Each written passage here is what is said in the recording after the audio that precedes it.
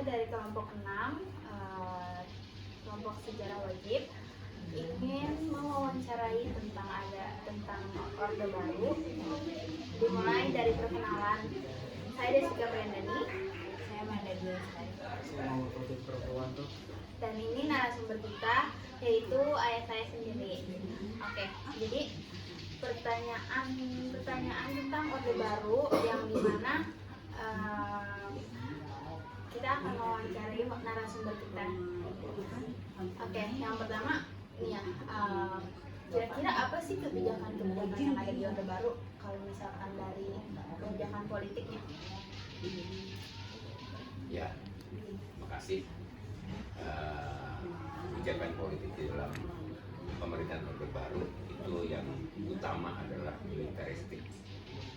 Ya, yang pertama karena untuk mempertahankan kekuasaan itu TNI dan Polri itu menjadi alat untuk dijadikan alat untuk mempertahankan kekuasaan pemerintahannya. Itulah pemerintahan Orde Baru yang paling utama. Dengan berubahnya era reformasi itu, maka dengan otomatis itu Polri dan TNI sudah tidak dilibatkan di dalam hal unsur pemerintahan. Dia hanya pertahanan negara saja. Itu yang utama untuk mempertahankan kekuasaan pemerintahan. Itu aja. Kita hanya bidang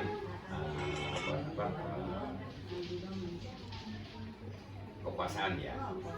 Yang kedua, dengan perubahannya dari Orde Reformasi ke Orde Baru ke Orde Reformasi, yaitu perubahan di dalam hal ketatanegaraan kita, ya kan, dengan adanya dibentuknya, ya kan, dengan perubahan undang-undang, ya kan. Pertama, presiden itu tidak lagi dipilih oleh DPR, dan dengan adanya pemilu yang bebas, rahasia, langsung oleh masyarakat.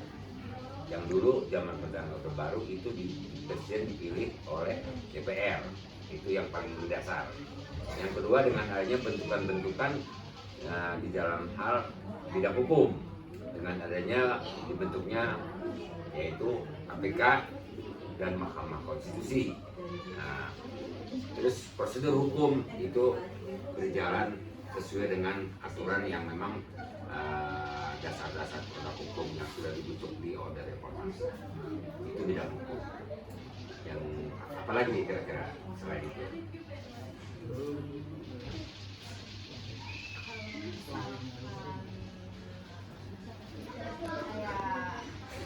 Peristiwa-peristiwa yang ada di Orde Baru. Peristiwa Orde Baru sebenarnya puncaknya saat bergejolaknya dengan adanya resesi ekonomi, jatuhnya rejim Orde Baru ya, dengan secara resmi adalah zamannya Bapak Soeharto, ya kan, itu saat resesi ekonomi, yaitu dolar begitu naik, ya kan, sehingga timbullah kerusuhan dan dengan adanya peristiwa waktu itu Malari, ya kan, yang adanya bakar-bakar penjarahan, ya kan. Nah, itu puncaknya masyarakat kecewa dengan adanya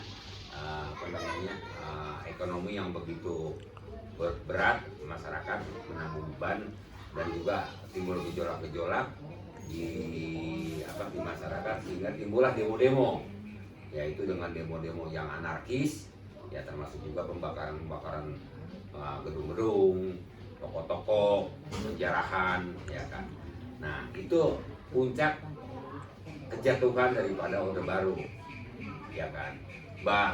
Berlanjut kepada demo-demo mahasiswa dengan elemen-elemen masyarakat yang pada waktu itu diikuti oleh unsur pelajar, unsur mahasiswa, unsur organisasi kemasyarakatan, unsur dari partai politik, yang akhirnya menduduki gedung DPR, sehingga ditekan oleh pendemo-pendemo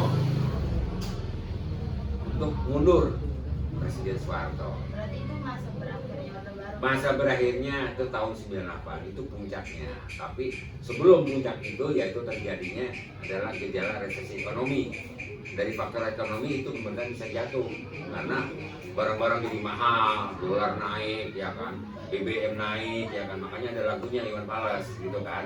Nah itu timbul daripada kecewaan masyarakat dengan pemerintahan yang begitu kecewa masyarakat terhadap pemerintahannya ya kan, yang pada akhirnya dijatuhkan.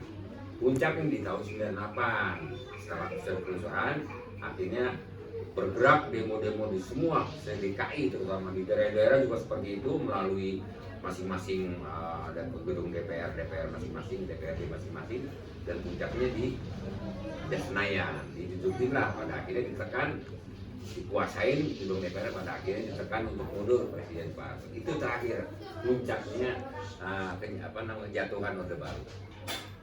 Kalau misalkan dilihat dari enakannya ya, lebih enak masa Orde Baru atau sekarang? Kalau misalkan dilihat dari sosialnya, kalau misalkan terus kalau dari kebebasan masa Orde Baru sama sekarang.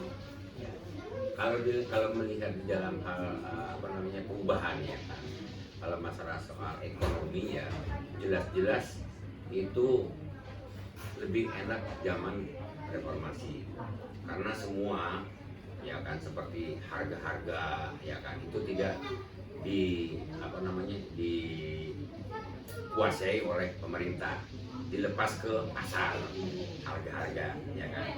Nah semua juga, nah, termasuk juga masalah soal BBM ya kan. Nah ini faktor dalam harga-harga juga yang nanti pada akhirnya memberatkan pemerintah, itu semua pasar lah yang menentukan harganya, tidak oleh pemerintah ya kan.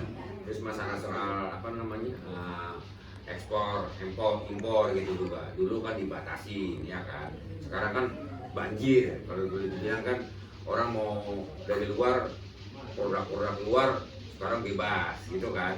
Yang penting kan masuk devisa negara, ada pemasukan pajak, sehingga itu dikumpulkan oleh pemerintah yang pada akhirnya diserahkan lagi kepada masyarakat untuk kemakmuran rakyatnya.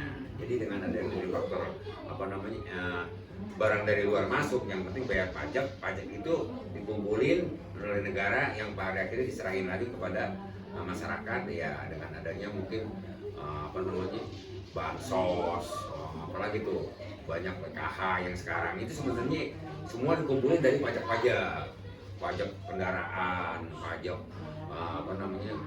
reklame, semua dikumpulin yang pada akhirnya untuk kemakmuran rakyat.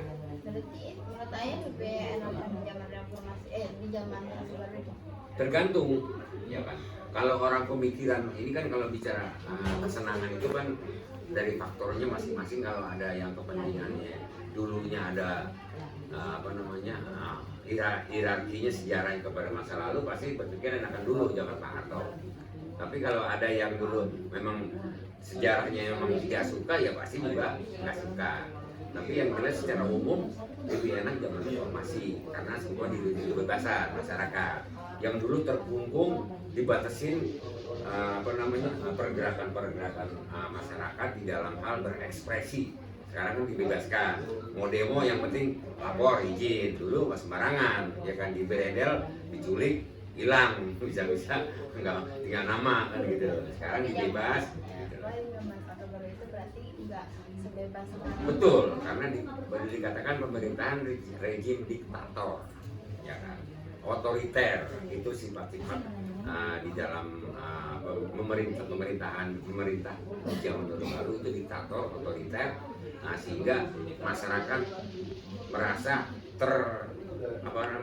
terkungkung, tidak ada kebebasan seperti sekarang ini ya kan. Baik media cetak, media elektronik ya kan, semua dilepas bebas ya kan gitu loh. Jadi memang kebebasan lebih ini enak zaman reformasi sekarang. Cuman juga ada sisi negatif gitu loh. Semuanya ada faktor ya kan. Nah, seperti kebudayaan ya kan. Dengan adanya kebebasan juga kebablasan ya kan. Sekarang banyak di media-media sosial, dengan adanya kebebasan di dalam hal masalah elektronik ya kan. Dengan adanya sekarang gadget ya, istilahnya inilah, itu kebebasan juga yang pada ini bisa membahayakan dengan informasi-informasi yang tidak bisa dipertanggungjawabkan. Ya kan ini kan kelemahannya kan, ya kan. Dengan kebebasan itu dari bidang itu baru bidang teknologi informasi, ya sehingga semua belum tentu bisa dipercaya dengan banyaknya informasi yang tidak bisa dikendalikan oleh pemerintah. Gitu. Sih pertanyaannya. Oke. Ada lagi? Ya sih, gitu aja. Oh, gitu. Cukup. Penjelasannya. Terima kasih untuk narasumber. Satu lagi yang terpenting yang perlu diketahui nih, ini biar tahu sejarah juga. Itu jelas-jelas dengan adanya orde baru, dengan orde informasi, itu perubahan pertahanan yang dulu TNI dan Polri, ya kan, itu ikut berpolitik. Dulu ada perwakilan TNI dan Polri di DPR, menjadi anggota DPR dulu. Sekarang kan nggak boleh, iya kan? Tanya bapak deh, gitu loh. Jadi sekarang itu TNI udah nggak nyatu sama Polri. Dulu tuh nyatu, ya kan? Sekarang TNI hanya untuk pertahanan negara aja. Nah Polri untuk dalam negeri, dalam hal masalah soal kamtipmas, masalah menjaga ketentraman masyarakat, gitu. Itu udah tidak menjadi alat kekuasaan untuk netralitasnya itu sekarang tuh jelas-jelas ada TNI Polri. Itu aja yang penting.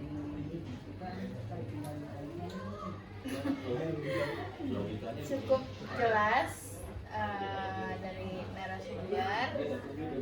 Sekian dari wawancara kelompok kami dari Orde Baru ini. Terima kasih untuk kalian yang menonton. Ya, begitu saja. Wassalamualaikum warahmatullahi wabarakatuh.